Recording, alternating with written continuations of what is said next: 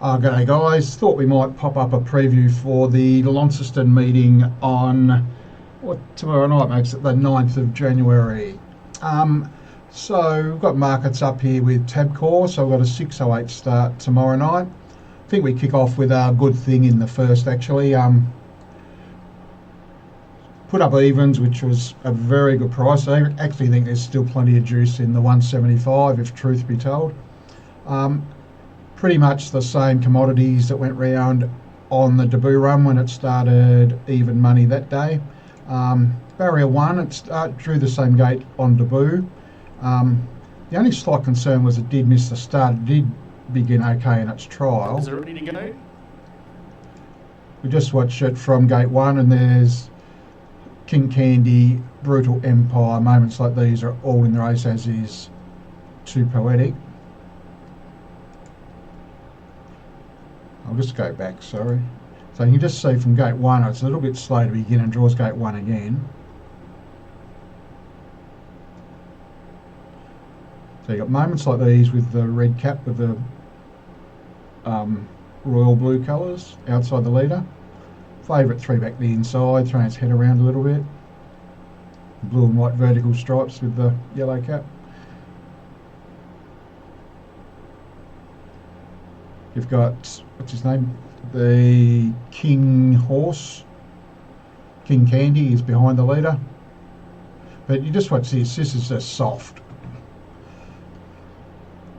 Just weaves the passage through. You virtually tell you every other horse is underriding. Pushes out. Puts the race to bed in a couple of strides. And grabs hold. Unless one of the others has improved like 3 lengths in the past 2 weeks, because the only ones in the market are the quartet chasing behind. So 2-year-olds as well, you can generally trust their form a bit more. Don't know whether they haven't got as many tricks as some older horses, but be very surprised if he gets beaten Aristobulus in race 1. I've got a couple of tricky races following. Bottom 2 do look the ones here. Red Air trialled pretty well behind Gladding, I think it was, who won at Devonport yesterday. Also form, albeit beaten a fair way behind the likes of Mazzini and Daytona Diva, who at the point end of the best 3-year-olds in the state. Gladding did trial better, even though it was only 3/4 of a length. It was pretty dominant in that trial. Bad Alibi's been hitting line well from bad gates. Just think from a better barrier it might settle closer, and so I'd have it top pick actually, but won't be betting in the race. There's no value in the prices. Race 3. Similar here, there's a couple of the favourites. I'm not sure how to pronounce this name. Vortistar or Vortistar. It's loomed up to win both of its races, and I haven't been impressed with the way its last 100 metres especially of both starts. Couldn't jump in at $3.20. French Soul was pretty good on debut. Seditious Award always runs home okay. I would have backed Surf Soul, but it's drawn 14. Called through, ran a pretty good race a couple of runs back at $21 maybe. Yeah, just another race I don't want to get involved in. Race 4, pretty much cut and paste as the previous. Sky Eagle favourite. Actually, I've actually had a bet here. Well, if I knew how to edit, I'd cut that first sentence out, but I've backed Montezulu. I'll get to that in a second. Sky Eagle has had soft rails runs its past couple. Lonnie Knights looked very one pace last start. Out to a sort of mile today, was 1400 last time, so tempo may assist. But have a look at Montezulu here. $7.50 they put up. $6 now. I just think it's behind Daytona Diva. All in bench. So Lauren Burke here. If we just actually watch, they run along here.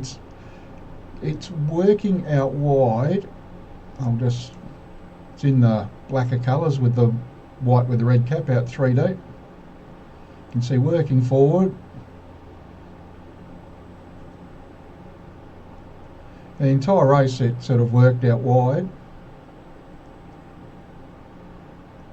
Favourite here, running 7th by itself, was backed into I think about $1.25 this day.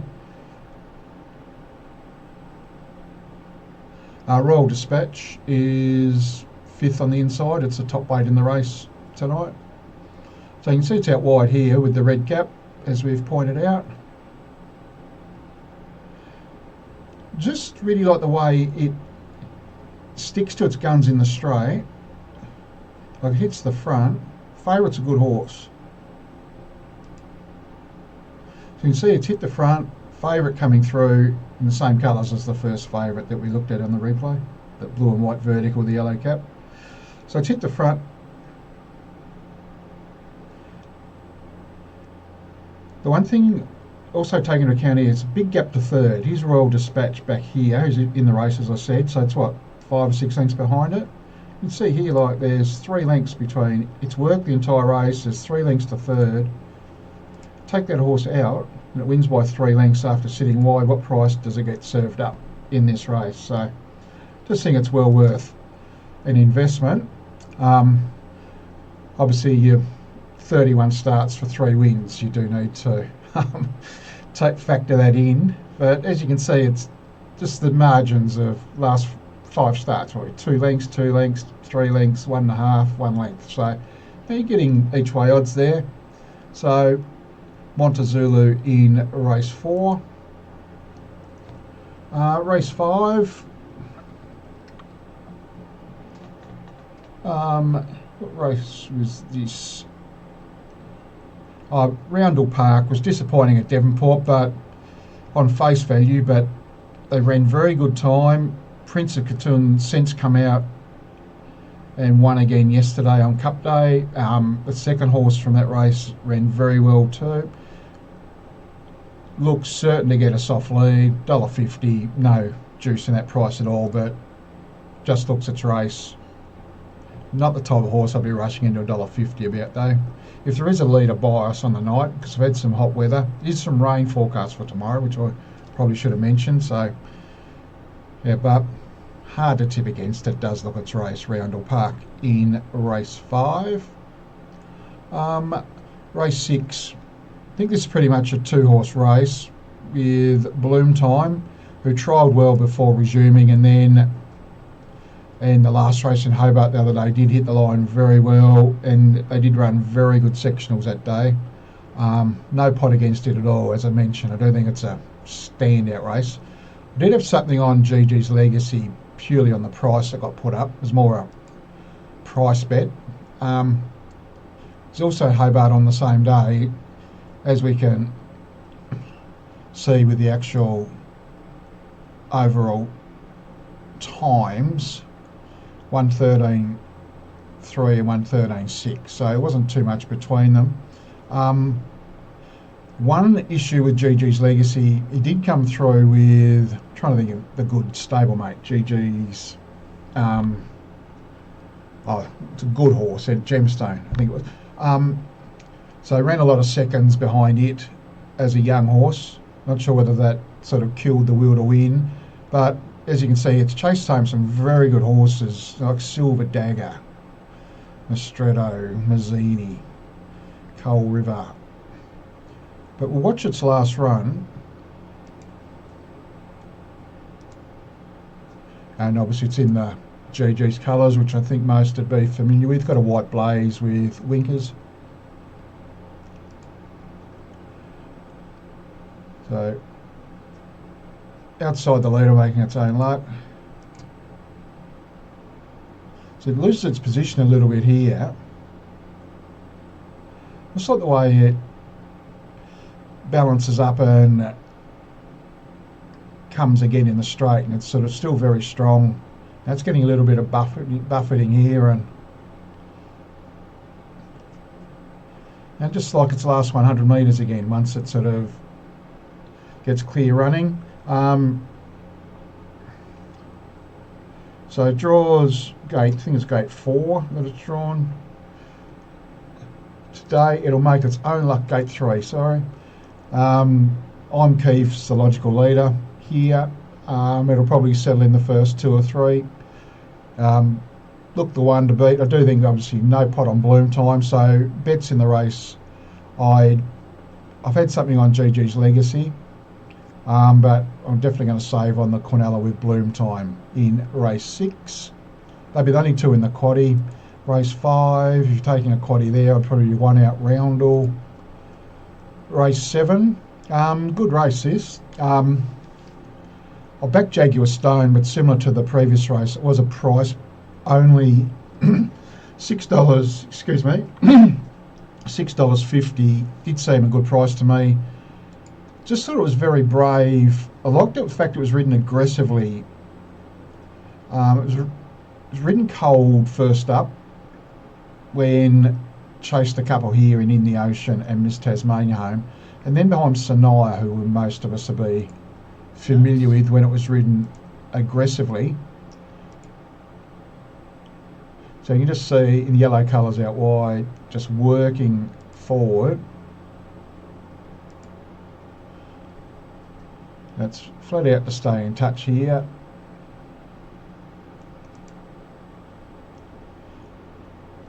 Just keep in mind how much, remember how easy this horse won yesterday. You know, she's not getting away from her, and there's also like a big gap to the rest of them there. So ridden aggressively, I just think from barrier 6 they're going to have to go forward. The previous start, as I mentioned, was just the 4-horse field, rode it cold from gate 1. Just thinks that she's got a bit older, she's just a bit more dour. She used to be saved up for a big sprint. You can see here they just dawdled along and dashed home. It's in the red, she's in the red cap, and you've got Miss Tasmania in the blue and in the Ocean about to hit the front out wide. Back to the inside, you can see didn't get much of a chance to build the revs. It sort of stopped and started a few times, and as I said, just needs to be ridden along and wound up now. So do give you excuses for that run, just wasn't run to suit and didn't get the space required. But no pot whatsoever on the favourite here, Silver Dagger. This is a proper horse, this thing. Pretty easy to spot. We'll just watch the replay actually. Chasing home Durazzo. The actual cream of the best horses in the state, Newmarket handicap. Just a grey horse.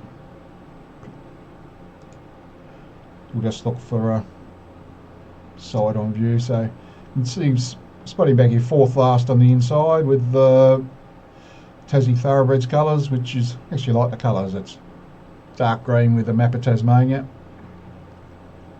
So you can see the grey horse, and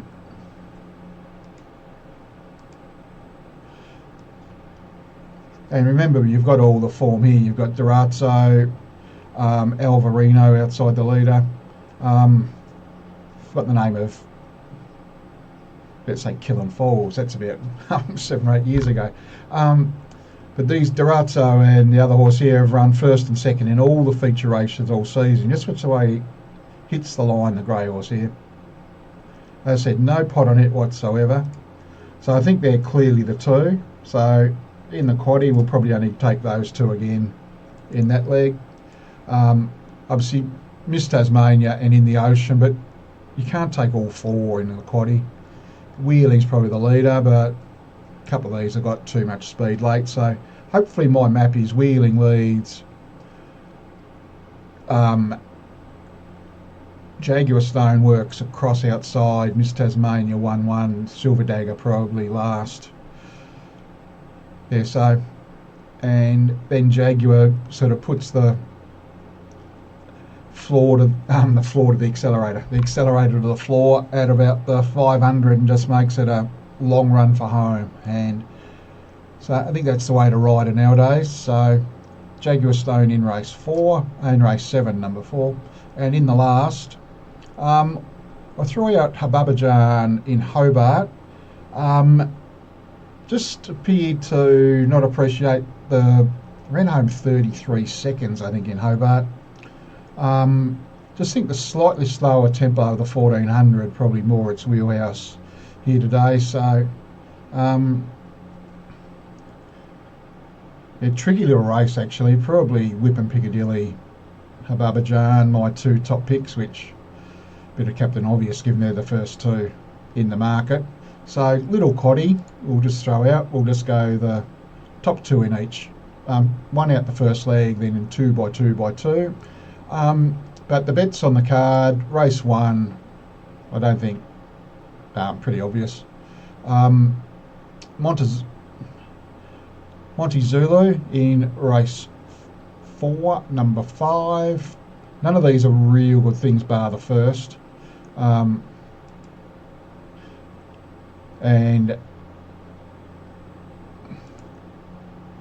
I do like Jaguar Stone each way in race 4. A bit scared about Silver Dagger, and I do like the Quinella in race 6. So we'll make those the bets. The Moral in race 1, even like if you really like one over the weekend, use him to get you a bit more interest on your investment on the weekend. So race 1, number 1, race 4, number 5. Probably the best value bet at $6. $7.50 was nice, but I still think $6 is a decent price. Race 6, the Quinella on 2 and 7. And race 7, something on Jaguar Stone each way, or you can play the same way, small win bet and Quinella with the grey who'll be savaging the line late. So just think Silver Dagger's probably, the 1100's probably at the bottom end of its distance range. So, but obviously, if we do get a lot of rain tomorrow, just tread a little bit warily. So, but I'll wrap it up there. So, hopefully the first one wins, otherwise it'll be digging myself out from a big hole. But yeah, we'll leave it there, guys, and until next time, I'll leave us with it. Thanks again. Cheers.